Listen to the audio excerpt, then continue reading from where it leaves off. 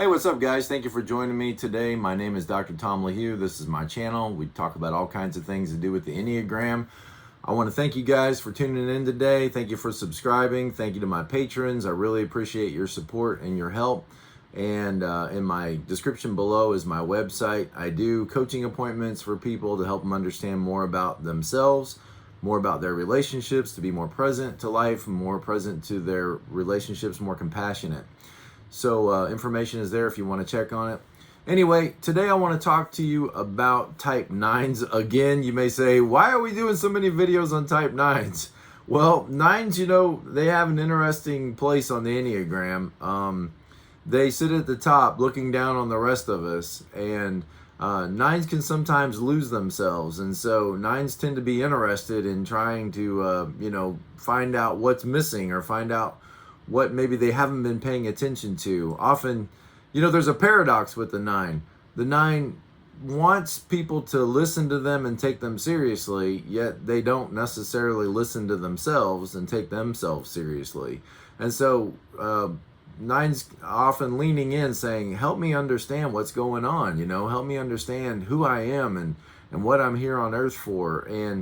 And so we want to help you guys, help the 9s again today with this video. And I think I'm going to title it something like 9s Stay in the 100-Acre Wood, 9s in the 100-Acre Wood. That's probably what it'll be. Of course, you already know because you clicked on it and it had a title, but I'm just thinking of this while I'm talking about it.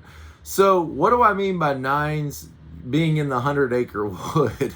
Okay, well, 9s, who's the most famous 9 of all? Right? Who's the most famous 9 of all? Winnie the Pooh. Winnie the Pooh is a 9. Okay, and life happens to a 9, right? So they, not really, but I mean, 9s kind of perceive life that way, like it's happening to them. So Winnie the Pooh wakes up and he goes out into the 100-Acre Wood, and he's kind of hoping that somehow honey will just show up, that honey will just show up in his life.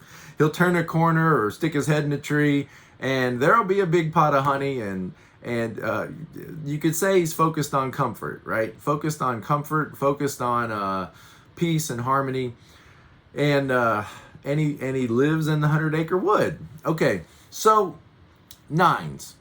All right, here's the deal. You guys, I think it's helpful to think like this. There's two worlds that exist. Okay, there's the world of the 100-Acre Wood, all right, your world, the 9 world, and then there's the world that the rest of us live in, okay? So all the other types live out here in the world of stress. We live in the world of anxiety. All the other types live in the world of fear, anger, envy, striving, hurry, harried, overwhelmed, trying to achieve, trying to accomplish, trying to move people onto our agenda, trying to get people to get out of our way.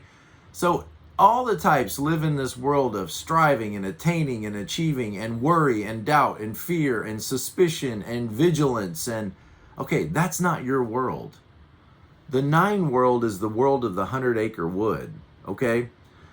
If you were to go out, for example, and sit on a rock in the middle of a meadow, deep within the forest, with a creek, a brook running alongside of you, or a river, or a lake running alongside of you, and there's birds, and there's trees, and there's maybe some wildlife off in the distance, that's the world of the 9, which, before you get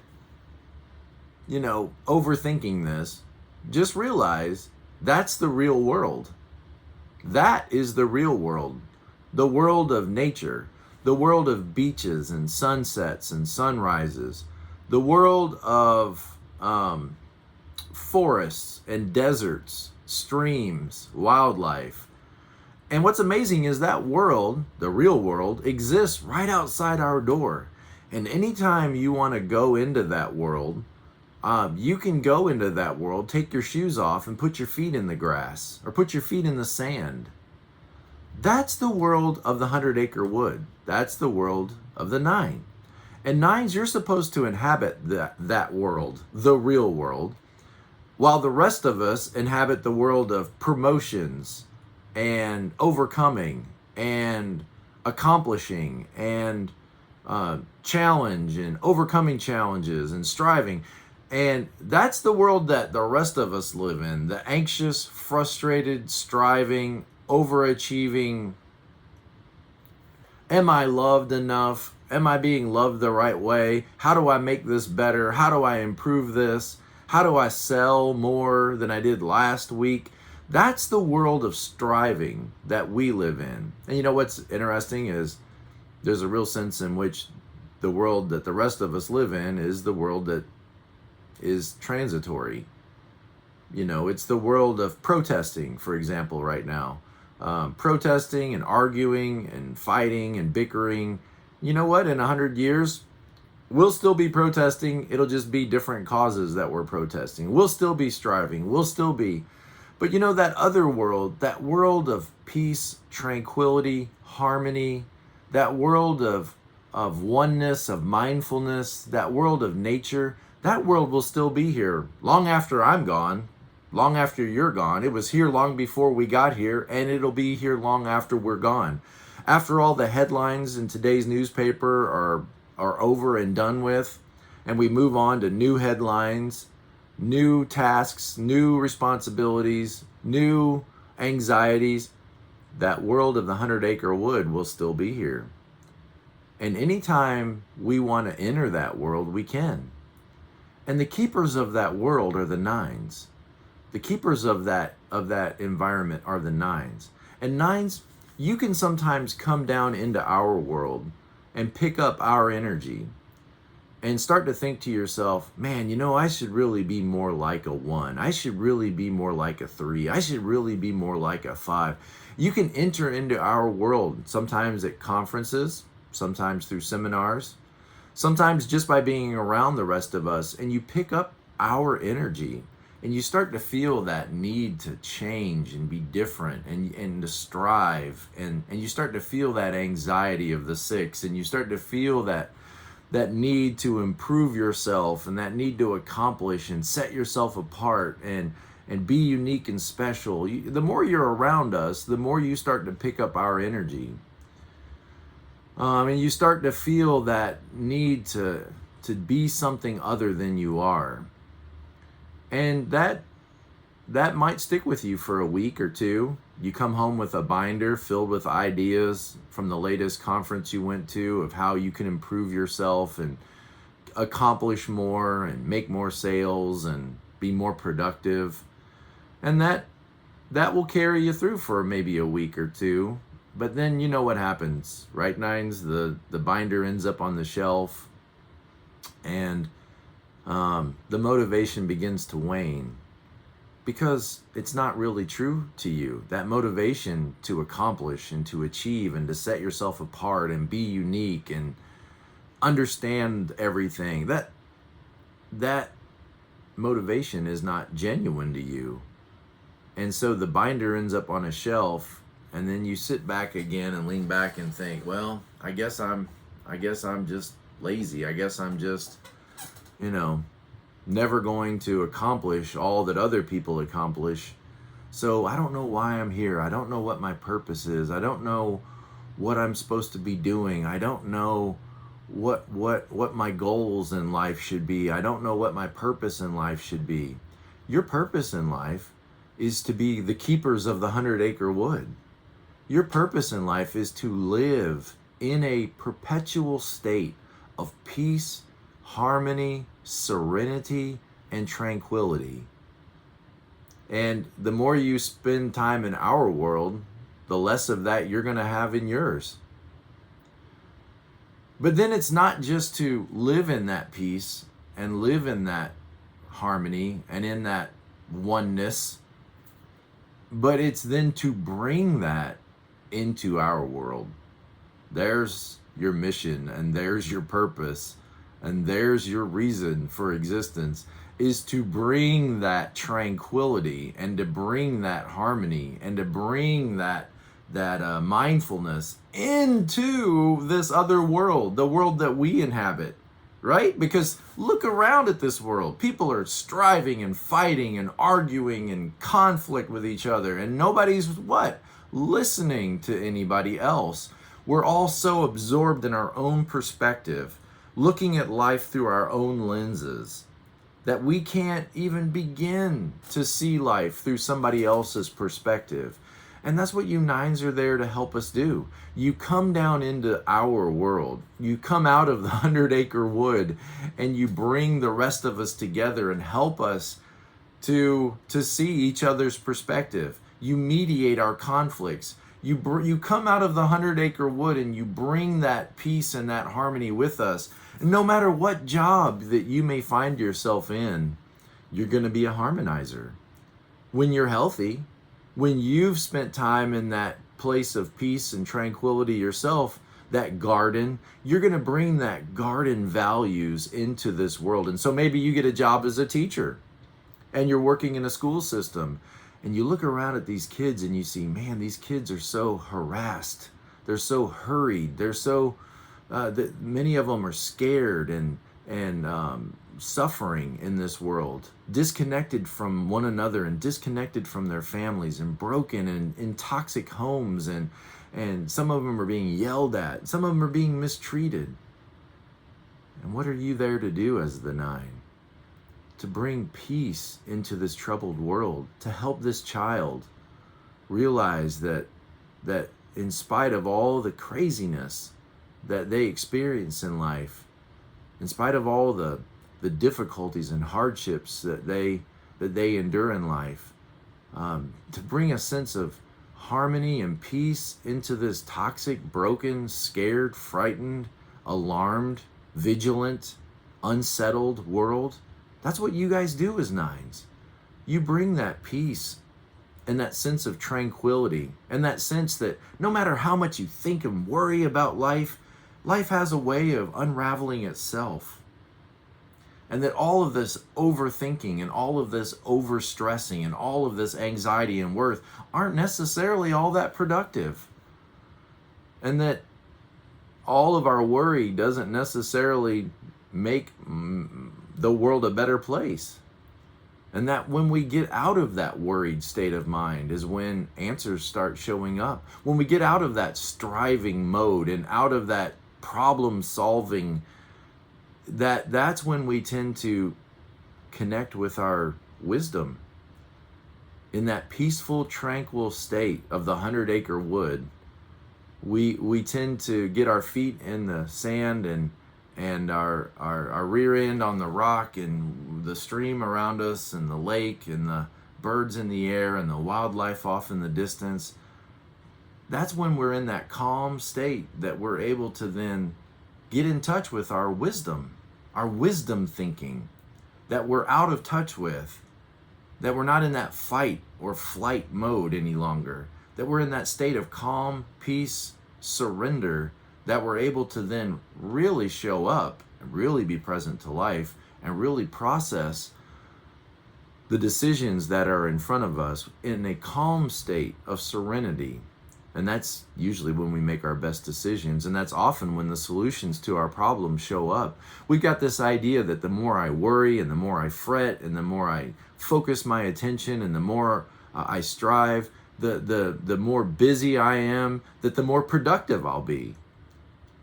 But I want to challenge that thinking and say that maybe we're the most productive when we're in a state of calm, surrendered acceptance to life, when we're not resisting, but we're open and engaged.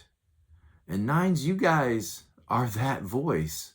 You're that voice to the rest of us who lose sight of how important it is to be centered, who lose sight of how important it is to live in harmony, to live at peace, and to some sense transcend all of this chaos that is in this world. But it's easy for you to get pulled out of that 100-acre wood and just become one of us, or try to become one of us, and end up so worried and frustrated and scared and and over-focused yourself that you've lost your peace. You've lost your contentment. You look at us and you say, wow, these people down here outside the woods are so, they're so engaged and they're so driven and they're so focused. And I should be more like that. I guess I should be more like that. Even though you know internally that every time you try to be like that, something within you just calls you back away from that. Something in that repels you. It's because you don't belong there. You belong in the 100-acre wood. In the world of Bob Ross, of Happy Trees, in the world of John Denver, of Rocky Mountain High. That's your world. The world of Mr. Rogers, the world of The Perfect Neighborhood, the world of Walt Disney, the world of fantasy and kingdoms and Frontierland and Fantasyland and Adventureland, and that's your world, man. That's the real world. You might say, well, that's the ethereal dream world. Go look outside in nature. That's your world, and you need to stand firmly in it and beckon to the rest of us, invite us to leave this world of, at least at times, to leave this world of striving and overcoming and contest and one-upsmanship and comparisons and to leave that world behind every once in a while and visit you in that state of peace and tranquility, because we need that in our lives. We need that. We need that world in our life. We do. We get overwhelmed out here in this wilderness, and you need to call us back to the woods, to the 100-acre wood, to get centered and refocused. And for you to be able to do that and to bring that into our world, then you've got to stay firmly planted in that world of peace and harmony yourself. So I hope this helps you guys. I hope that this encourages you and that you live in peace. And the rest of us, that aren't nines, we need to get our feet in the grass sometimes and calm down. I think in many ways, the 9 not only understands everyone's perspective, but every one of us needs a little bit of 9 in ourselves. We need to find that 9 place where we can just get quiet. Sometimes we need to just get quiet and say, maybe I don't need to solve all these problems. Maybe I don't need to speak up every time. Maybe I don't need to voice all my opinions. Maybe I could just, maybe this will work out on its own without all of my focus and over focus and attention. And maybe the best thing I could do right now is nothing.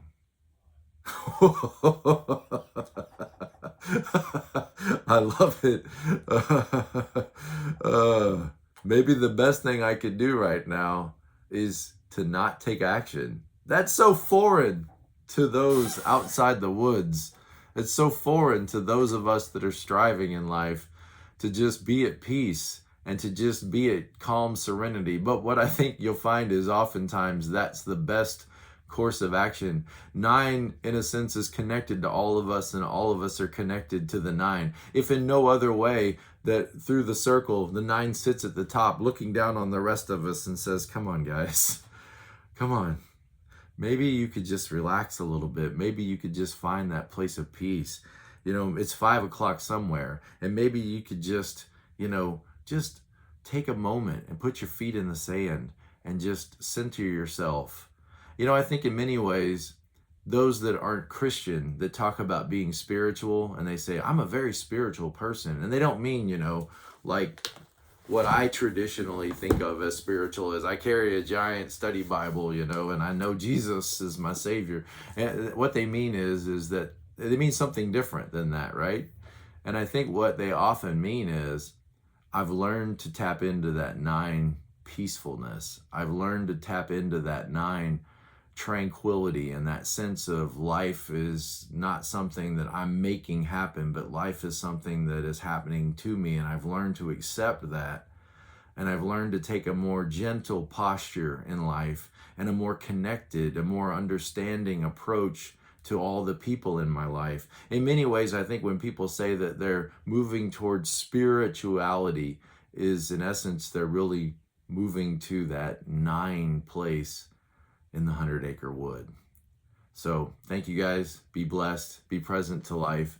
And I'll see you next time.